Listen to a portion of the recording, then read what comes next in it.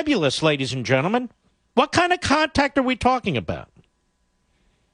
Well, coming in contact with somebody's saliva, or how else can I say? Or somehow fecal matter or something like that. Well, you can have casual contact like that, with all due respect, and I'm not in any way trying to be provocative. You use a public restroom at an airport or a train station or in an office building. That's casual contact. Right? Or somebody sneezes and they don't wash their hand, and then they go on the grocery cart in the grocery store, and then you go there and you put your hand on there, and then you rub your nose or whatever you do. That's casual contact, isn't it?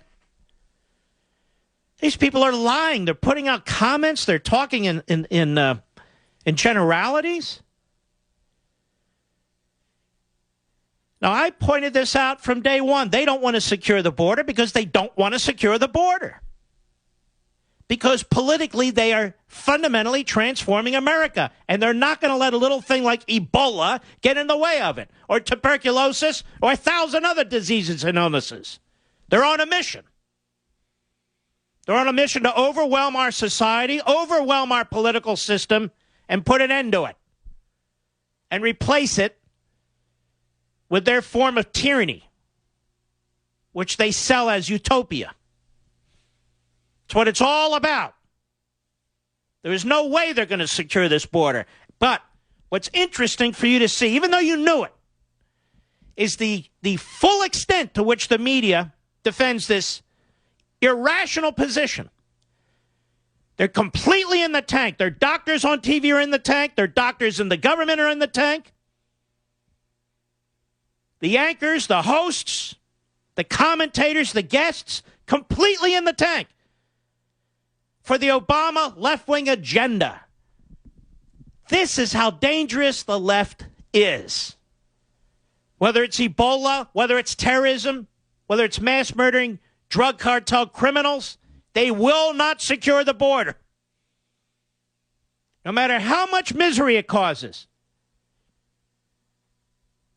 Because they have an agenda. And in this way, they're no different than the other tyrants, pushing their agenda no matter how much misery they spread. Because the people leading this charge don't suffer from what they do. Increased prices don't mean anything to them. Increased debt doesn't mean anything to them. They don't live on the border. They don't have to live among the quote-unquote people, so it doesn't mean anything to them. Their children don't have to go to these schools on the border and other schools where illegal aliens are there and you don't know if they have TB or whatever the situation is. That doesn't matter to them. They can impose a school lunch program that is outrageous, but they don't send their kids to public schools, so they're unaffected. They probably shove their faces with M&Ms and all the rest of it. But I wanted to play these three because you have the spokes idiot for the White House who cannot explain why the media can't even get access to a photo shoot where Obama is hugging the first nurse who had Ebola, because they are protecting him, because they do not want him to be questioned about this. The president. Then you have a media doctor held out as an expert.